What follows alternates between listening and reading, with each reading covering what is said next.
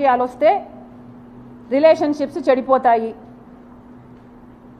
జగన్మోహన్ రెడ్డి గారు చాలా లిమిటెడ్గా ఆలోచన చేస్తున్నట్టున్నారు. ఈ ప్రపంచంలో రాజకీయ డిఫరెన్సెస్ ఉన్న వాళ్ళు ఎంతోమంది ఒక కుటుంబంలోనే ఉంటున్నారు. ఒక కుటుంబంలోనే ఒక మనిషి ఒక పార్టీలో, ఇంకో మనిషి ఇంకొక పార్టీలో, అదే కుటుంబంలోనే కొనసాగుతున్నారు. ఇది మీకు తెలియదేమో, చుట్టుపక్కల అడిగి తెలుసుకోండి. ఎంతమంది ఎన్ని కుటుంబాలు వేరే వేరే పార్టీలలో ఉన్నాయి. అలా అని ఎన్నో కుటుంబాలలో డిఫరెంట్ ప్రొఫెషన్స్లో ఉన్న వాళ్ళు కూడా ఉంటారు. ఒక కుటుంబంలో ఒకడు పోలీస్ అయి ఉండొచ్చు, ఒక దొంగను అరెస్ట్ చేస్తాడు. అదే కుటుంబంలో ఒక లాయర్ ఉండొచ్చు, ఆ దొంగను రక్షించడానికి ప్రయత్నం చేస్తుంటాడు. ఎవడి ప్రొఫెషన్ వాడు చేస్తాడు. అలాగే రాజకీయాలు కూడా ఒక కుటుంబము ఒకే రాజకీయ పార్టీలో ఎక్కడ మొత్తం ప్రపంచంలో ఇదే ఉంది అనుకుంటే జగన్ రెడ్డి గారి అవివేకం. ఇలా కూడా ఉన్నాయి. కుటుంబంలో వేరే వేరే రాజకీయ పార్టీలో కూడా కొనసాగే వాళ్ళు ఉన్నారు. ఎందుకంటే రాజకీయ పార్టీలు అన్నది ఒక ఐడియాలజీ బేస్డ్ ఆర్గనైజేషన్స్ కాబట్టి ఎవరికి ఏ ఐడియాలజీ నచ్చుతుందో ఆ పొలిటికల్ పార్టీలో చేరే లిబర్టీ ఆ మనిషికి ఉంటుంది. ఎందుకంటే అది బేసిక్లీ ఆ మనిషి రైట్ కాబట్టి. అలాగని ఒకరిని దూషించుకోవడము, ఒకరిని సోషల్ మీడియాలో అంతగా దూషించుకోవడం ఎక్కడా చేయరు. ఒక్క జగన్మోహన్ రెడ్డి గారి విషయంలో మాత్రమే రాజకీయంగా మేము వ్యతిరేకిస్తే సోషల్ మీడియాలో ఆయన ఒక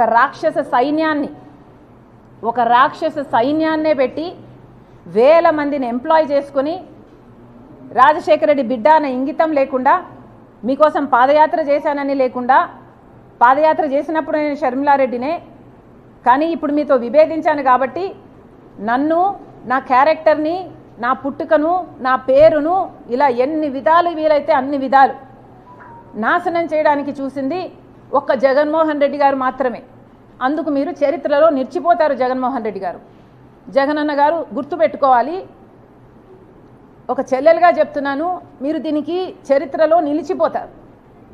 ఒక చెల్లెలను మీకోసం అంత త్యాగం చేసిన ఆ చెల్లెల్ని గౌరవించకపోగా మీ మూకల చేత, మీ కుక్క బిస్కెట్లకు ఆశపడే ₹10 ఇస్తే రూపాయి యాక్టింగ్ చేసే పేడ్ ఆర్టిస్టుల చేత మీరు ఎంత దూషించారు, బెదిరించారు, ఎంతగా క్యారెక్టర్ అసాసినేషన్ చేశారు అన్నది మీ పేరు చరిత్రలో నిలిచిపోతుంది.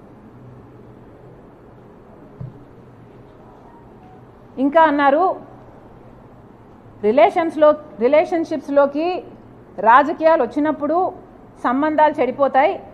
అందులో కూడా చంద్రబాబు లాంటి వాళ్ళు జోక్యం చేసుకొని ఆశ చూపి ఇలాంటివి చేస్తే ఇంకా చెడిపోతాయని అన్నారు. జగన్మోహన్ రెడ్డి గారికి మళ్ళీ చెప్తున్నాం, మీకు చంద్రబాబు గారి పిచ్చి పట్టింది. జగన్మోహన్ రెడ్డి గారికి చంద్రబాబు పిచ్చి పట్టింది. ఈ పిచ్చి obsession is causing him to hallucinate, అంటే భ్రమ, imaginations. This obsession is making him delusional. Jaganmohan Reddy గారి మెంటల్ స్టేట్ గురించి నాకు జెన్యూన్గానే కన్సర్న్ ఉంది.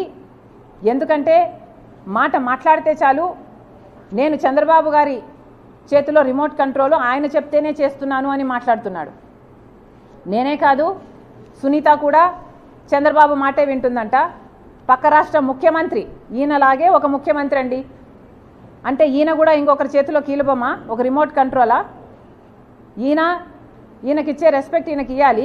పక్క రాష్ట్ర ముఖ్యమంత్రి గురించి మాత్రం ఇంకొకరి చేతిలో కీలుబొమ్మ అని మాట్లాడుతున్నారు. అర్థం ఉందా అండి? అది కూడా రేవంత్ రెడ్డి అంట చంద్రబాబు గారి చేతిలో కీలుబొమ్మ అంట. చంద్రబాబు ఇక్కడ జైలుకు కూడా వెళ్ళాడు. ఈయనకే అంత పవర్ ఉంటే మరి ఈయన జైలుకి ఎందుకు వెళ్తాడండి? అలాంటి ఆయన చేతిలో ఆయన కీలుబొమ్మ అంట. సో చంద్రబాబు గారి చేతిలో నేను కీలుబొమ్మ, చంద్రబాబు గారి చేతిలో సునీత కీలుబొమ్మ, చంద్రబాబు గారి చేతిలో రేవంత్ కీలుబొమ్మ, చంద్రబాబు గారి చేతిలో మోడీ కూడా కీలుబొమ్మే చంద్రబాబుతో పొత్తు పెట్టుకున్నందుకు. ఇలా చంద్రబాబు గారిని అంత పిచ్చిగా, అంత పెద్ద భూతంగా జగన్మోహన్ రెడ్డి గారికి కనిపిస్తున్నాడు అంటే నిజంగానే జగన్మోహన్ రెడ్డి గారు చంద్రబాబు ఒబ్సెషన్తో డిల్యూజనల్ అవుతున్నారు. ఆయన మెంటల్ కండిషన్ ఒకసారి చెక్ చేయించుకోవాలని కోరుతున్నాం. ఇంతేకాదు జగన్మోహన్ రెడ్డి గారు మళ్ళీ గోబల్స్ ప్రచారం చేస్తున్నారు. పదే పదే కాంగ్రెస్ పార్టీ రాజశేఖర రెడ్డి గారి పేరును సిబిఐలో చేర్చింది, సిబిఐ ఛార్జ్ షీట్లో చేర్చింది కాంగ్రెస్ పార్టీ అని మళ్ళీ ఆరోపించారు ఆ ఇంటర్వ్యూలో. జగన్మోహన్ రెడ్డి గారికి మళ్ళీ చెప్తున్నాం, అది చెప్పకముందు ఇంకొక విషయం కూడా గుర్తు చేస్తున్నాం. మీ గోబల్స్ ప్రచారానికి మీకు ఏమాత్రం విలువలు ఉన్నాయి అని, విలువలు విశ్వసనీయత చాలా ఉన్నాయని మీరు చెప్పుకుంటారు కదా, అసలు మీకు ఏ విలువలు ఉన్నాయో ఈ ప్రశ్నలకు సమాధానం చెప్పండి. రాజశేఖర రెడ్డి గారు చనిపోతే రిలయన్స్ హస్తం ఉంది ఆ చాపర్ క్రాష్లో అని చెప్పినవాడు జగన్మోహన్ రెడ్డి గారు కాదా? ఈయన మాట చెప్తే రిలయన్స్ సంస్థలని ఎంతమంది ధ్వంసం చేయడం నిజం కాదా? వాళ్ళ మీద ఈ రోజుల వరకు కూడా కేసులున్నాయి. కానీ అదే రిలయన్స్ వాళ్లకు జగన్మోహన్ రెడ్డి గారు ముఖ్యమంత్రి అయిన తర్వాత రాజ్యసభ మెంబర్షిప్ కూడా ఇచ్చారు. మరి జగన్మోహన్ రెడ్డి గారికి ఏ విలువలు ఉన్నట్టు? అప్పుడు అది సూట్ అయింది కాబట్టి అట్లా మాట్లాడతారు, ఇప్పుడు ఇది సూట్ అయింది కాబట్టి ఇట్లా చేస్తారా? మీరేనా విలువల గురించి మాట్లాడేది? ఏ విలువలు ఉన్నాయండి మీకు? రిలయన్స్ వాళ్ళు కారణమని చెప్పిన మీరు మళ్ళీ రిలయన్స్ వాళ్ళుకి పదవులు ఇస్తారు, మీకు విలువలు ఉన్నాయనుకోవాలా? వివేకానంద రెడ్డి గారి హత్య విషయంలో సిబిఐ ఎంక్వైరీ కోరింది జగన్మోహన్ రెడ్డి గారు ముఖ్యమంత్రి కాకముందు. ముఖ్యమంత్రి అయిన తర్వాత వద్దని చెప్పింది జగన్మోహన్ రెడ్డి గారు. అంటే మీరు ఎక్కడ ఎట్లా ఏ కన్వీనియన్స్ ఉంటే అట్లా మాట్లాడతారు. మీరా విలువల గురించి మాట్లాడేది? మీకు విలువలు ఉంటే ఒక మాట మీద నిలబడాలన్న విలువ మీకు లేదా? అలాగే రాజశేఖర రెడ్డి గారి విషయం, రాజశేఖర రెడ్డి గారి పేరును ఛార్జ్ షీట్లో చేర్చడం కాంగ్రెస్ పని అని చెప్తున్నారు. మళ్ళీ చెప్తున్నాం, కాంగ్రెస్ పార్టీ చెయ్యలేదు, ఇది మీకు కూడా తెలుసు. మీరు గోబల్స్ ప్రచారం చేస్తున్నారు. కాంగ్రెస్ పార్టీ చెయ్యలేదు. సిబిఐ ఎఫ్ఐఆర్లో కూడా రాజశేఖర రెడ్డి గారి పేరు లేకపోతే కొనుగోలు సుధాకర్ అనేవాడు 3 కోట్ల చుట్టూ తిరిగి, సిబిఐ కోర్టు, హైకోర్టు, సుప్రీంకోర్టు 3 కోట్ల చుట్టూ తిరిగి రాజశేఖర రెడ్డి గారి పేరుని సిబిఐ ఛార్జ్ షీట్లో పెట్టాలి అంటూ 3 కోట్ల చుట్టూ తిరిగాడు. అందుకు మెచ్చి మీరు ఆయనకు ఏఏజీ పదవిని మీరు ముఖ్యమంత్రి అయిన 6 రోజుల్లోనే ఇచ్చారు. ఎవరిని బుకాయించడానికి ప్రయత్నిస్తారు? మళ్ళీ మళ్ళీ అదే మాట మాట్లాడతారు. అన్ని సాక్ష్యాలు ఉండి కూడా, ఇంత తెలిసి కూడా ప్రజలకు అర్థం చేసుకుంటున్నారు అనే ఇంగితం లేకుండా మళ్ళీ కాంగ్రెస్ పార్టీ సిబిఐ ఛార్జ్ షీట్లో రాజశేఖర రెడ్డి గారి పేరును చేర్చింది అని మాట్లాడతారు. అసలు మీకు విలువలు ఉన్నాయా అండి? మీరు కాదా? సొంత తండ్రి పేరుని ఛార్జ్ షీట్లో చేర్పించింది మీరు కాదా? మీరు కేసుల్లో బయటపడడం అసాధ్యం అని కదా మీరు చేశారు ఈ పని. మీరు ఆ విలువల గురించి మాట్లాడేది? ఒక కొడుకుగా మీకున్న విలువలు ఏమిటండి?